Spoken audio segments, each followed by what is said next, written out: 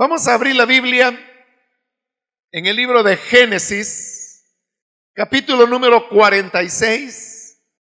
Leamos Génesis, capítulo 46, del versículo número 7 en adelante. Con él se llevó a todos sus hijos, hijas, nietos y nietas, es decir, a todos sus descendientes. Estos son los nombres de los israelitas que fueron a Egipto, es decir, Jacob y sus hijos. Rubén, el primogénito de Jacob. Los hijos de Rubén: Hanoc, Falú, Hezrón y Carmí. Los hijos de Simeón: Gemuel, Jamín, Oad, Jaquín, Sohar y Saúl, hijo de una cananea. Los hijos de Leví: Gersón, Coat y Merari. Los hijos de Judá: Onán, Selah, Fares y Zera. Y Onán habían muerto en Canaán. Los hijos de Fares: Hezrón y Hamul. Los hijos de Isaacar: Tola, Fubá, Job y Simón. Los hijos de Zabulón: Sered, Elón y Yalel. Estos fueron los hijos que Jacob tuvo con Lea en Padán Aram, además de su hija Dina. En total, entre hombres y mujeres, eran 33 personas. Los hijos de Gad: Zephón, Hagui, Esbón, Suni, Eri, Arodí y Arelí. Los hijos de Aser: Inna, Isba, Isbi, Beria y su hermana, que se llamaba Sera. Los hijos de Beria: Eber y Malquiel. Estos fueron los hijos que Silpa tuvo con Jacob. Silpa era la esclava que Labán le había regalado a su hija Lea. Sus descendientes eran en total 16 personas. Los hijos de Raquel, la esposa de Jacob: José y Benjamín. En Egipto, José tuvo los siguientes hijos con Asenat, hija de Potifera, sacerdote de On: Manasés y Efraín. Los hijos de Benjamín: Bela, Beker, Asbel, Guerá, Naamán, Eí, Ros, Mupín, Jupín y Ard. Estos fueron los descendientes de Jacob y Raquel. En total, 14 personas. El hijo de Dan: Jusín. Los hijos de Neftalí: Yasel, Guní, Geser y Silén. Estos fueron los hijos que Jacob tuvo con Bilhá. Ella era la esclava que Labán le regaló a su hija Raquel. El total de sus descendientes fue de 7 personas. Todos los familiares de Jacob que llegaron a Egipto y que eran de su misma sangre fueron 66, sin contar a las nueras. José tenía 2 hijos que le nacieron en Egipto. En total, los familiares de Jacob que llegaron a Egipto fueron 70.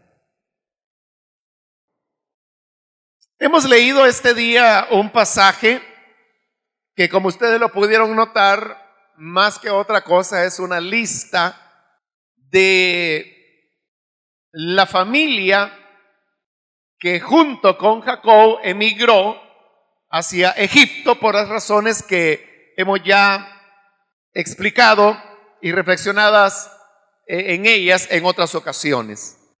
Y este pasaje, si uno lo lee superficialmente, no encuentra en él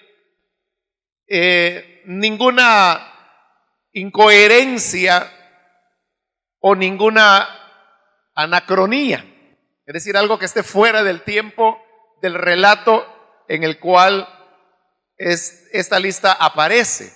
Sin embargo, si nosotros comenzamos a ser un poquito más cuidadosos, uno comienza a descubrir que en esta lista que se acaba de mencionar hay diversos elementos que no encajan, primero, ni con lo que la misma lista declara, y otros elementos que no encajan con el momento histórico que ahí se está queriendo describir, que es el momento cuando Jacob va hacia Egipto, y precisamente porque va hacia Egipto, se nos está diciendo en el versículo 27 que José tenía 2 hijos que le nacieron en Egipto. Y esta es la declaración importante.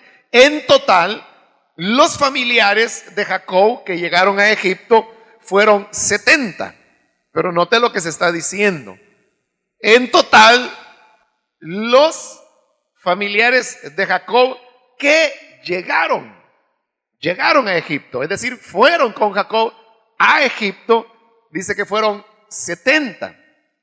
Pero ya vamos a ver más despacio la lista y vamos a darnos cuenta que no era posible que hubieran ido con Jacob 70 y ni siquiera los que se enumeran como parte de la lista de los que fueron. Veamos esos detalles más despacio. En primer lugar, en el versículo 7, donde iniciamos la lectura, hablando de Jacob, dice que con él se llevó a todos sus hijos, hijas, nietos y nietas. Note que ese versículo, que ya pertenece a la lista, está diciendo no solamente que Jacob se llevó a sus hijos, los cuales sabemos cuáles eran sus nombres, pero dice que además de haberse llevado a sus hijos, se llevó a sus hijas, y lo está diciendo en plural. Recuerde que anteriormente hemos pasado ya por otro pasaje en el libro de Génesis, donde también se habló de hijas de Jacob en plural.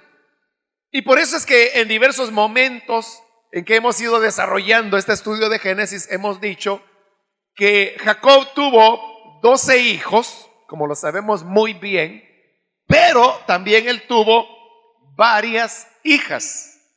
No sabemos cuántas pudieron ser.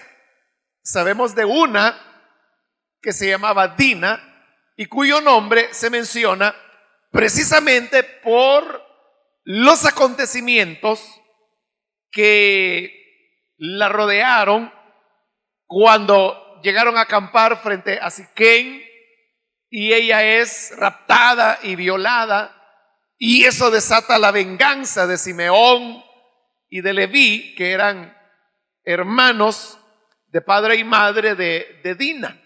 Por eso es que se menciona el nombre de ella, pero ya habíamos visto en un pasaje anterior que se hablaba de hijas de Jacob en plural. Hoy de nuevo encontramos que se está hablando de hijos, hijas en plural. Pero no solo eso, dice que además iban sus nietos y nietas. O sea, iban con él a Egipto. Lo dice claramente el versículo 7, leámoslo. Con él se llevó a todos sus hijos, hijas, nietos y nietas. Ahí lo está diciendo con claridad, que él se llevó a todas sus hijas y a todas sus nietas. Y como se está usando hijas en plural, significa que era más de una. Y como también se está hablando de nietas en plural, entonces está hablando que también se llevó más de alguna nieta. Consecuentemente, si se está haciendo aparentemente una lista completa de las personas que fueron con Jacob a Egipto, debería mencionarse los nombres de sus hijas y los nombres de sus nietas. Sin embargo, no ocurre eso en la lista. En la lista se menciona solamente el nombre de una de sus hijas, que otra vez es Dina. Usted lo puede encontrar en el versículo 15, donde dice: estos fueron los hijos que Jacob tuvo con Lea en Padán Aram, además de su hija Dina. Pero solo se menciona ella, y las otras hijas no se mencionan. Igual sucede con las nietas. Aunque se dice que se llevó a todas sus nietas, solo se menciona una, que es la que aparece en el versículo 17, donde dice: los hijos de Aser, Inna, Isba, Isbi, Beria, y su hermana, que se llamaba Sera. Es la única nieta que se menciona. Entonces ahí las cosas comienzan a mostrar una falta de consistencia en lo que se está diciendo. Pero eso no es todo. Veamos otro elemento. Recuerde que en todo el relato que hemos venido siguiendo de la historia de José, repetidas veces se ha hecho referencia a Benjamín, el hijo menor de Jacob, refiriéndose a él, llamándole muchacho. Y Jacob ha dicho: no lleven al muchacho con ustedes. Los hermanos de José han dicho: si el muchacho no vuelve con su padre, de seguro que morirá. Entonces ha habido una repetición, una insistencia en que Jacob era un muchacho, es decir, que era joven. Cuando uno se pone a hacer cuentas, resulta que Benjamín era joven, pero relativamente. Benjamín andaba alrededor de unos 30 años de edad. Y por la manera como se refieren a él, uno entiende que Benjamín era soltero. A lo sumo podría ser recién casado, pero extrañaría que, si así era, ese detalle no se mencione.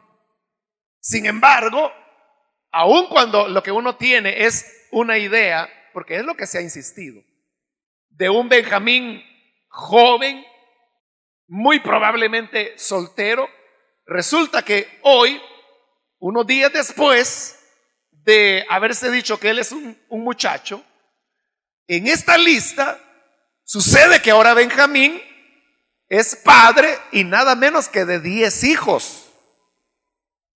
Si no, véalo conmigo en el versículo 21, donde dice: los hijos de Benjamín, si quiere los va contando: Bela, Beker, Asbel, Guerá, Naamán, Eí, Ros, Mupín, Jupín y Ard. ¿Cuántos hijos le salieron? Y dice que fueron con él, con su padre Jacob, a Egipto. Entonces uno vuelve a notar que hay allí una inconsistencia. O sea, indudablemente que llegó un momento cuando Benjamín se casó y, como lo dice ahí, llegó a tener 10 hijos. Pero esos hijos no habían nacido cuando ellos emigraron a Egipto, porque Benjamín era solo un muchacho.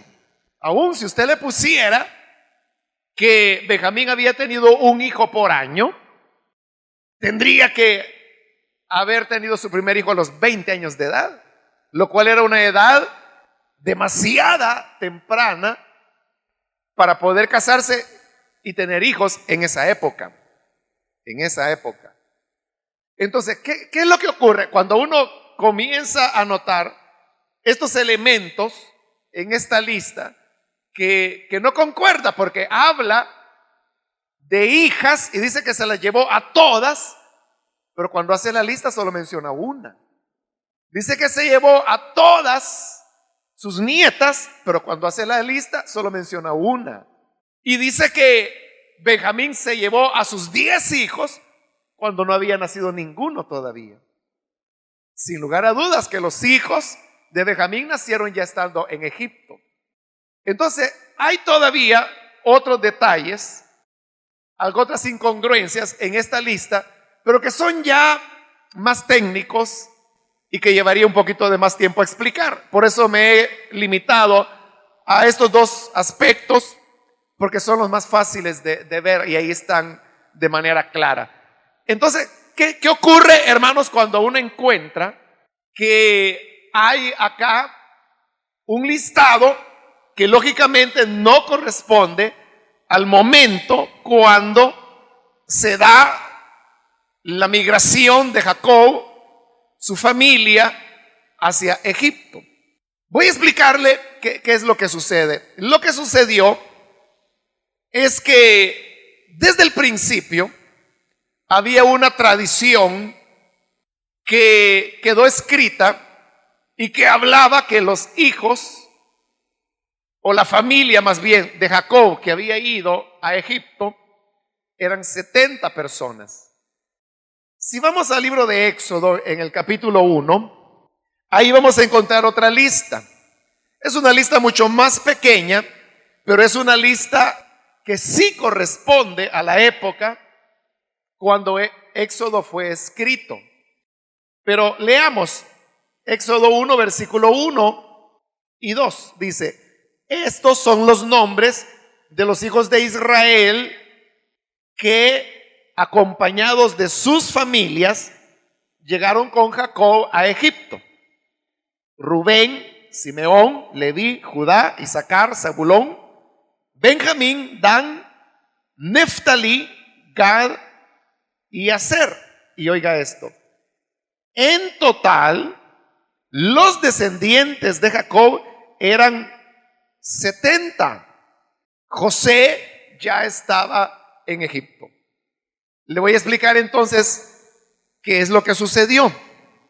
Cuando fueron redactados el libro de Génesis, el libro de Éxodo, el libro de Levítico, el libro de Números, el libro de Deuteronomio, la expresión 70 en realidad no significaba exactamente esa cantidad, ese número 70, 1, 2, 3, 4, 5, 6, 7, 50, 60, 61, 62, 63, 64, 65, 66, 67, 68, 69, 70. No significa eso. 70 era un número que lo que expresaba era multitud. ¿Por qué razón? Porque 70 es un número que se logra de la combinación del 7 con el 10. El número 7, usted sabe, es el número de Dios, pero también es el número del pacto que Dios había hecho con su pueblo. Y 10 es el número que en la Biblia expresa plenitud. Por lo tanto, 70, que es 7 por 10, de lo que está hablando es de una multitud, del pueblo del pacto en su plenitud. Es un número más que todo simbólico, y así se utiliza en estos primeros 5 libros que se conocen con el nombre de Pentateuco, y que normalmente se dice que el autor de ellos fue Moisés. Sin embargo, usted sabe que en la medida que hemos ido avanzando en el desarrollo del libro de Génesis, hemos llegado a encontrar ciertos pasajes donde es imposible que Moisés los haya escrito, porque Moisés ya tenía varios siglos de muerto cuando se sucedieron ciertos detalles a los cuales se hace referencia en el libro de Génesis. Lo más cercano a la realidad sería decir que a lo mejor Moisés escribió algunos elementos del libro de Génesis, probablemente del libro de Éxodo, y posteriormente otros redactores fueron añadiendo elementos como los que acabo de mencionar, que ocurrieron muchos años después que Moisés ya había muerto y por lo tanto él no pudo haberlos escrito. Eso sería lo más cercano a la realidad. Ahora, alguien podría decir, pero oiga, si ahí dice claramente, cuando uno abre la Biblia, ¿verdad? Y busca el capítulo 1 de Génesis. Bueno, como esta es la NBI, ya es una versión de la Biblia que trata de ser más apegada a la realidad. Pero hay Biblias donde dice que es el Génesis escrito por Moisés. Y manejamos la idea que fue escrito por Moisés. Entonces, ¿cómo puede ser que ahora yo esté diciendo que Moisés no fue, por lo menos no fue el redactor final del libro? Pudo ser que Moisés escribiera algunos elementos que sirvieron como base para después redactar Génesis, para después redactar Éxodo. Pudo ser, pero también pudo no ser. Puede ser que Moisés no escribió nada, a excepción de lo que la Biblia claramente dice que escribió, como por ejemplo la ley que recibió estando en la cumbre del monte Sinaí, que dice claramente que fue Moisés quien lo escribió. Pero aparte de eso, probablemente Moisés no escribió nada más. Entonces, ¿por qué se dice que son los libros de Moisés? Porque es solo un decir. Es solo un decir. Eso no pertenece a la escritura inspirada por Dios.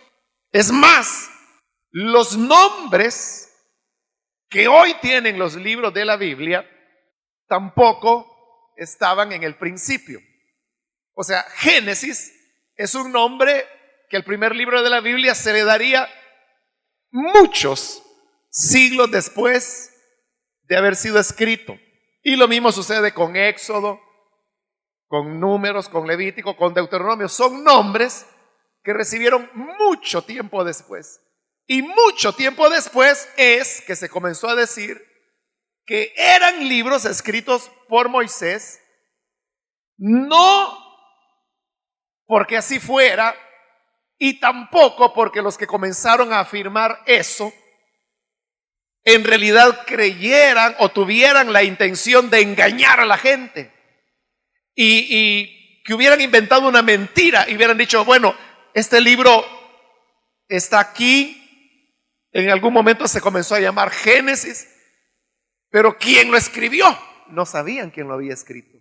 Entonces dijeron, bueno, digamos que lo escribió Moisés, pero no lo hicieron con la intención de engañar a las personas, haciéndoles creer que Moisés era el autor. No, ellos simplemente estaban recurriendo a lo que era un recurso muy usual en la literatura judía, y era que ellos tomaban el nombre de una persona eminente y lo relacionaban con algún libro con el fin de darle a ese libro validez.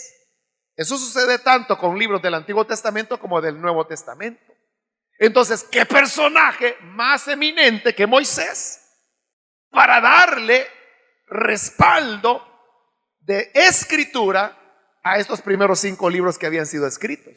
Así es como se comenzaron a decir que eran libros escritos por Moisés. Ahora, en época de Moisés, o por lo menos en la época cuando fueron redactados estos libros, repito, el número 70 era simplemente un número simbólico, que no necesariamente significaba que fueran 70 exactamente los hombres y mujeres que con Jacob emigraron. Era un número simbólico que decía que era la multitud y la plenitud, es decir, que nadie se quedó en Canaán. Toda la multitud de los descendientes de Jacob emigraron a Egipto. Pero ¿qué pasó?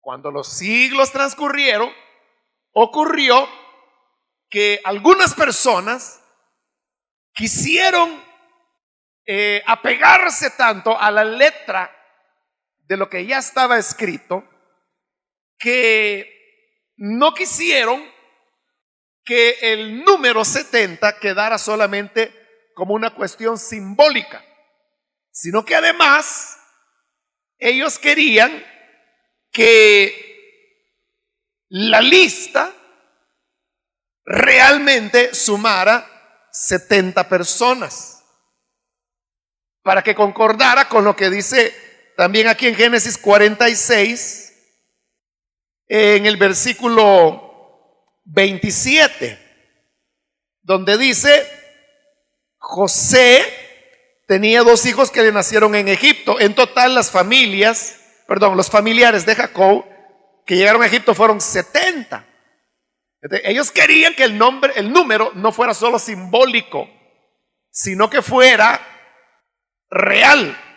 Entonces comenzaron a elaborar la lista, que en realidad las listas es una lista inventada. Cuando le digo inventada, quizás no es esa la palabra correcta. Es una lista elaborada antojadizamente, eso es lo correcto. O sea, porque todo lo que ahí dice es verdadero. Cuando dice que, por ejemplo, Benjamín tuvo 10 hijos, es verdad que los tuvo. Pero realmente las familias de Israel no estaban organizados así como se presentan aquí, sino que ellos estaban organizados como aparece en el libro de Números. Si no estoy mal, creo que es el capítulo 5, no se lo aseguro, pero me parece que es en el capítulo 5 de Números donde se dan, y ahí dice cabezas de familias de Israel. Entonces se dan los nombres de las cabezas y sus descendientes. Pero si usted nota aquí, a quienes se están poniendo como cabezas es a los hijos de Jacob, cuando desde el punto de vista estadístico, llamémosle, y por eso es que Números se llaman Números, porque presenta las genealogías. No era así como se contaba dentro de Israel. Entonces, ¿por qué, si no eran esos los criterios, aunque los datos son tomados de allí, por qué se elabora esta lista de la manera en que ahora se encuentra?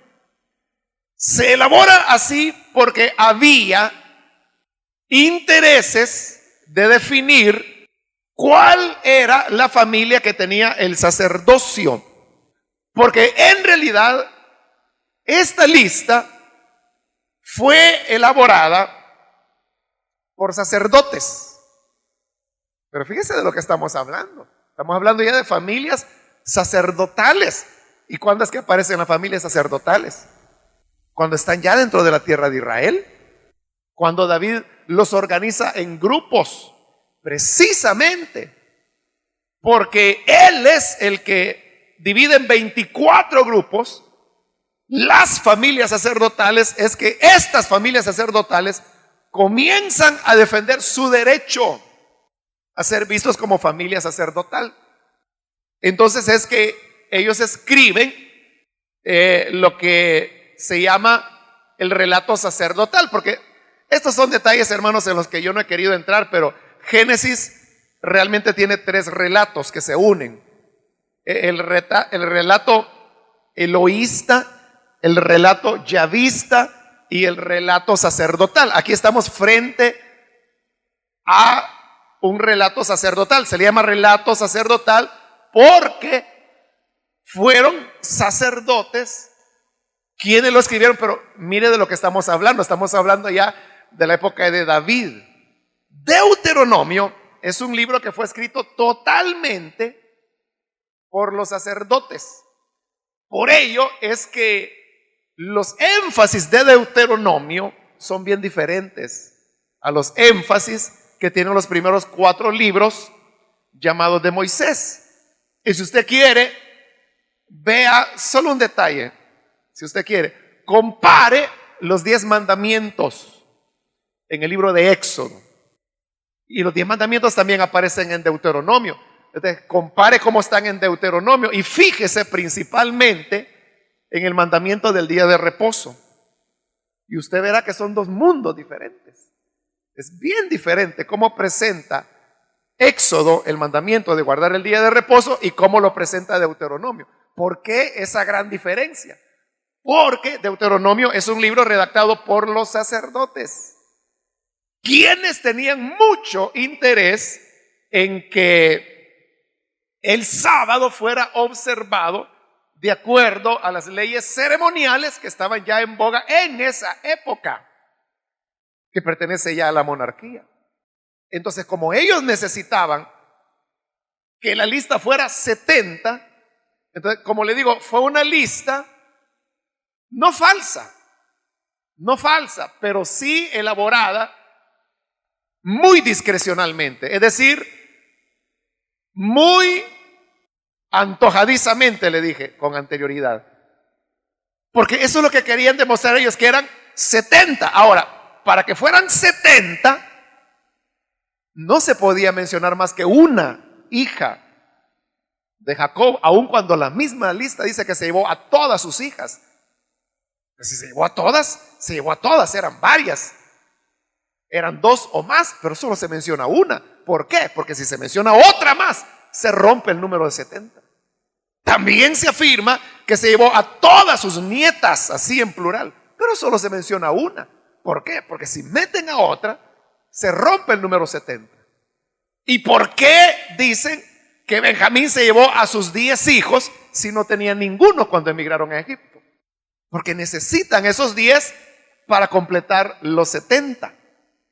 Entonces, ya armado este rompecabezas y habiendo entendido por qué la lista está así redactada, entonces ahora la conclusión a la cual se puede llegar es bien sencilla, hermanos. Y es que esta lista, específicamente los versículos que hemos leído este día, son una adición que se hizo posteriormente al libro de Génesis. Es decir, la lista de los 70, recuerden, 70 entre comillas, porque no fueron 70, fueron más en realidad quienes fueron. Pero como ellos al número simbólico querían darle literalidad, entonces hicieron una lista artificial. Artificial no significa falsa, pero sí significa que fue elaborada premeditadamente con ese propósito. Y luego se adicionó. Es una adición. ¿En qué podemos notar que es una adición? Las adiciones, hermano, se notan en esto. La Biblia tiene muchas adiciones, tanto en el Antiguo como en el Nuevo Testamento. Uno nota que algo es una adición cuando, si usted retira esa adición, no se rompe el hilo del relato o la lógica del relato, aun cuando esa adición ha sido quitada, por larga que sea, como esta, que es una adición larga. ¿Qué significa eso? Que la redacción, no puedo decir original, pero por lo menos la redacción de Génesis, antes que se le adicionara esta lista, saltaba del versículo 6, recuerda, estamos en el capítulo 46, saltaba del versículo 6 al versículo 28. Entonces, la adición va, lo que leímos hoy, del versículo 7 hasta el 27. ¿Cómo podemos comprobar que fue una adición? Se lo acabo de decir, quitando la adición. Y si al quitar la adición no se rompe la lógica y el hilo del relato, entonces significa que es una adición. Hagamos el ejercicio, le invito a que lo hagamos. En Génesis 46 vamos a leer el versículo 5, luego vamos a leer el versículo 6. Al terminar el versículo 6 vamos a saltar al versículo 28 y vamos a ver o a tratar de percibir si hay un rompimiento o si hay una continuidad en el relato. Entonces comencemos versículo 5. Luego Jacob subió de Beerseba y los hijos de Israel hicieron que su padre Jacob y sus hijos y sus mujeres subieran en los carros que el faraón había enviado para trasladarlos. También se llevaron el ganado y las posesiones que habían adquirido en Canaán. Fue así como Jacob y sus descendientes llegaron a Egipto. Jacob mandó a Judá que se adelantara para que le anunciara a José su llegada y éste lo recibiera en Gosén. Cuando llegaron a esa región, José hizo que prepararon su carruaje y salió a Gosén para recibir a su padre Israel, etcétera. Al hacer así la lectura, ¿qué siente usted? ¿Siente que hay una continuidad o siente que se rompe el relato? ¿Quiénes sienten que hay una continuidad? Es clarísimo, hermano. Es clarísimo que hay una continuidad. Es el sentido lógico del relato, porque en el versículo 6, se está diciendo, fue así como Jacob y sus descendientes llegaron a Egipto, es decir, entraron a la frontera de Egipto. Y el versículo 28 dice, Jacob, al estar ya en Egipto, mandó a Judá que se adelantara para que le anunciara a José su llegada y éste lo recibiera en Gosén, que explicamos la vez anterior que fue el lugar donde se encontraron y donde Israel se quedó. Ellos nunca fueron a la ciudad de Ramsés, que era donde vivía José y el faraón. Fue Jacob y sus hijos a saludar a faraón y vuelven a Gosén. Entonces, usted puede notar que hay una continuidad, pero magnífica del relato, aun cuando nos saltamos la adición. Entonces, como no se rompe el relato, sino que más bien le da coherencia, ¿qué significa? Que estamos ante una adición. Eso fue adicionado posteriormente. Ahora, aquí usted quizá le surge otra duda y dirá, bueno, ¿cómo es posible que haya habido hombres que siglos, porque fue siglos después de haber sido redactado Génesis, le añaden estos versículos, le añaden esta lista? ¿Cómo es posible? Fue posible porque era una época cuando estos libros no eran considerados escritura sagrada todavía. Todavía no habían sido. Recuerde que el canon del Antiguo Testamento llega a ser reconocido en el año 120 de nuestra era. De nuestra era. Se reconoció antes el canon del Nuevo Testamento que el del Antiguo. ¿De qué sucedía? Que para ellos estos simplemente eran libros que hablaban de la historia de Israel. Claro que hablan mucho de Dios, pero porque recuerde que la historia de Israel está íntimamente ligada a Dios. Por eso es que hasta hoy en día, en Israel, el texto de historia de los jóvenes israelíes que estudian allá sigue siendo las escrituras del Antiguo Testamento. Porque ahí está relatada la historia. No es clase de Biblia, ni es clase de religión la que están recibiendo. Es clase de historia. Pero lo hacen sobre la base de la Biblia, porque ahí está. Eso era para ellos en la época de la monarquía. Era un libro de historia. Es como que si usted tuviera una historia del Salvador que habla de la independencia y que de repente usted se da cuenta, o un historiador se da cuenta y dice, bueno, aquí en la lista de los próceres salvadoreños hacen falta 3. Añadámoslo. ¿Y cuál es el problema de añadirlo? Ninguno. Pero ¿y qué tal si ese libro de historia, ya con esa adición, resulta que 800 años después se convierte en escritura? Eso es lo que pasó acá. No es que le estuvieran añadiendo a la palabra de Dios, porque no era palabra de Dios para ellos. Para ellos era un libro de historia. Para que la historia, al criterio de ellos, estuviera correcto, y desde su perspectiva muy sacerdotal, elaboran una lista que usted ve es inconsistente. Entonces cualquiera que lee la Biblia con cuidado fácilmente puede decir, ¡ah! La Biblia es falsa, porque aquí dice que Benjamín tenía 10 hijos cuando emigró a Egipto, cuando ni casado era el muchacho. Históricamente es cierto, pero también es cierto que posteriormente Benjamín llegó a tener 10 hijos. No emigraron y por lo tanto no suman el número de los 70, porque nunca fue la intención decir que fuera una cantidad exacta de 70. Porque no se puede llegar a la cantidad de 70. O sea, se puede llegar, pero solo así como hicieron ellos, quitando gente y añadiendo otros que no estaban en el momento de la migración a Egipto. Así lograron llegar al número 70, pero la intención no era 70 en número, sino que 70 simbólicamente, como lo he explicado ya. Ahora, ¿qué significa esto? ¿Que esto no es palabra de Dios? Claro que sí es palabra de Dios. Claro que sí la es. Pero esto nos ilumina y nos enseña la manera como la Biblia llegó a ser lo que es. Como la Biblia fue un proceso de redacción que no le quita el hecho de ser palabra de Dios. Y uno no puede argumentar contradicciones porque no las hay.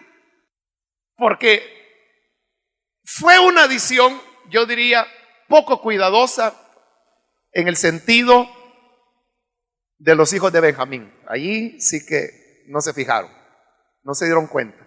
Pero también hay otros detalles, como le digo, que son mucho más técnicos, que son inconsistencias también. Pero el hecho es que hay allí una verdad que se nos está enseñando. Y esa es la verdad a la cual quiero señalar. Y por eso le digo, aunque sea una adición que fue hecha mucho tiempo después de las redacciones iniciales de Génesis, aún así es palabra de Dios. Y tan palabra de Dios es que de ahí vamos a sacar una enseñanza ahora. O sea, esto no es simplemente por darle información, sino que es comprender esto para ver cómo en la redacción de la Biblia siempre el Espíritu de Dios estuvo guiando para que se escribiera exactamente lo que Dios quería que quedara escrito. Y así fue. Amén. Ahora, ¿cuál es la enseñanza que podemos sacar de acá? La enseñanza que queda aquí muy clara y que no la veríamos si se hablase por los jefes de familia, que es la forma correcta, históricamente fiel de hablar de la descendencia de Jacob, como aparece en Números. Pero ahí no la veríamos como sí se ve acá, que claramente son los 11 hijos de José que emigran a Egipto porque José ya está viviendo allá. Aquí se toman como cabezas de familia a cada uno de los 11 restantes hijos. Bueno, José también es mencionado, pero se hace la aclaración que él ya estaba en Egipto. Pero a ellos se les pone como cabezas de familia, cuando históricamente no fue así. Los cabezas de familia fueron otros, usted los puede encontrar. Son muy numerosos, están en Números. Como le digo, no estoy seguro si es en el capítulo 5 en este momento. Se me escapó traer ese detalle fresco. Pero aquí sí queda claro que eran los 12 hermanos de José. Entonces, ¿cuál es la enseñanza? Es esta. Los hermanos de José enviaron a su hermano a Egipto para que fuese esclavo. Pero hoy, ¿qué está sucediendo? Que esos 12 que enviaron a José a la esclavitud a Egipto, esos 12 ahora están viniendo a Egipto. ¿A qué? ¿A qué vienen a Egipto? Dentro de 400 años. ¿Correcto? A ser esclavos. Es decir, aquellos 12 que enviaron a José a Egipto para ser esclavo, ahora ellos están viniendo a Egipto para ser esclavos. Y por eso se habla de sus descendientes. Porque recuerda que ellos en realidad murieron en libertad, pero su descendencia fue esclava. Ahora, recuerde que los hermanos de José han pasado ya por un proceso de maduración espiritual, de arrepentimiento. Ya vimos en el capítulo anterior cuando ellos tuvieron que confesarle a su padre la maldad que habían hecho con su hermano José. Entonces hay un trabajo de Dios, una maduración, un arrepentimiento, una confesión ante su padre. Luego la habrá con su hermano José. Hay ya un reconcilio con su padre y con su hermano. Pero aún así, lo que uno siembra, lo cosecha siempre. Todo lo que hacemos, como lo hemos visto varias veces en este libro de Génesis, y otra vez lo estamos viendo ahora, se recibe. Lo que uno hace, se le regresa. Una persona puede cometer un pecado o varios pecados y puede arrepentirse y su arrepentimiento ser sincero, tan sincero que Dios le perdona. Pero la persona ha sido perdonada de la culpa, pero las consecuencias del pecado siempre las cargará. Tomemos de ejemplo a David. Cometió un adulterio, mató a uno de sus amigos más cercanos para quitarle la mujer. David se arrepintió sinceramente. El profeta Natán le dijo: tu pecado ha sido remitido, es decir, el Señor te perdona tu pecado. Entonces David reconoció, se arrepintió, confesó, fue perdonado, pero las consecuencias siempre las pagó. Y lo peor es que David mismo fue el que se puso el precio que tenía que pagar. Porque se recuerda, Natán llega con la parábola del hombre que tenía muchas ovejas y el que solo tenía una, y que el hombre que tenía muchas le quita la única que tenía el hombre pobre y la mata. David se enojó tanto, dijo: pagará 4 tantos. David se puso su sentencia. Él dijo: el hombre que hizo eso, que era él, pero él no lo sabía en ese momento. Después Natán le diría: tú eres ese hombre. Él había dicho: pagará 4 tantos. ¿De cuántas vidas quitó David? Una, la de Urías. Pero como él dijo que el hombre que lo había hecho pagaría 4 tantos, eran 4 muertes con las que tenía que pagar las consecuencias David. Y fueron 4 de sus hijos. El primero, el hijo que tuvo con Betsabé, hijo de su adulterio. El segundo, Absalón. El tercero, Adonías. Y el cuarto no me recuerdo en este momento quién es. ¿Quién? No le entiendo. Amnón. Correcto, el que abusó de su hermana, ¿no? Que fue Absalón quien lo mató. Entonces ahí tiene 4. Entonces note, aunque él reconoció, confesó, y Dios le dijo a través de Natán: estás perdonado, pero las consecuencias siempre se pagan, siempre se cosechan. Lo mismo es con los hijos de Jacob. Ellos han madurado, han reconocido, han confesado, han sido perdonados, han sido reconciliados, pero es un principio del universo de Dios que todo siempre se paga. Ellos enviaron a su hermano a Egipto como esclavo. Ahora ellos están descendiendo a Egipto para ser esclavos. Lo que sembraron, lo cosechan. Y lo cosechan peor. Porque no solo son ellos, sino todos sus descendientes que aquí se mencionan. Sus lindas hijas, sus lindos hijos, a la esclavitud. Por ello, una vez más, yo les digo, hermanos, uno tiene que cuidarse del pecado. O sea, es que el pecado no es tan divertido como parece. Hay gente que dice: me voy a tirar una canita al aire. Fuego va a ser sobre su cabeza eso. No es que usted diga: me voy a dar mi divierta por ahí. Es que no es divertido. El pecado nunca es divertido. Siempre la consecuencia vendrá. Ahora, volviendo al tema con el cual comenzamos, si esta adición no se hace, no hubiésemos visto que eran los 12 hermanos o los 11 hermanos de José los que iban a Egipto. Entonces ya ve, aunque no sea de la redacción inicial, pero hay un propósito por el cual Dios permitió que esas adiciones quedaran. Y por eso le digo, aunque sea adición, es palabra de Dios, que nos da una enseñanza.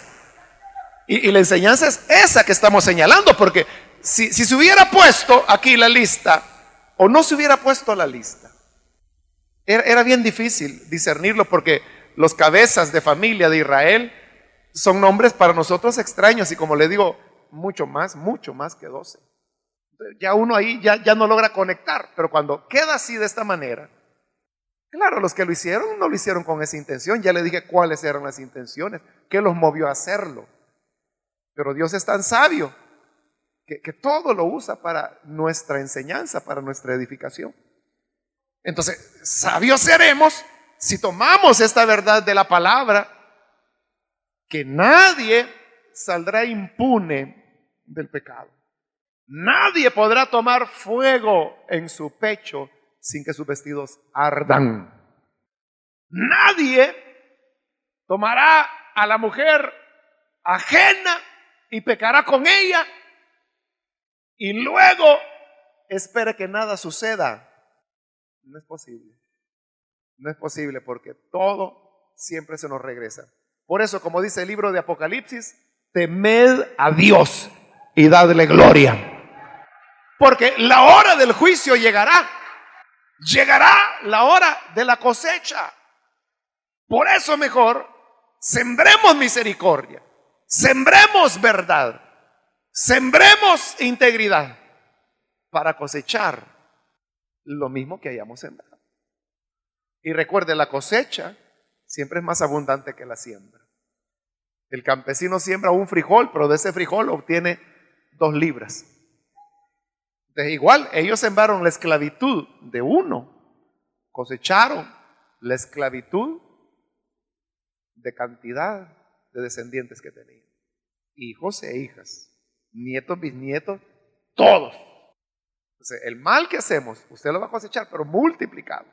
Entonces, mejor abstengámonos del mal, andemos en luz, temamos a Dios, no pequemos, hagamos misericordia para que la cosecha en nuestra vida sea misericordia también.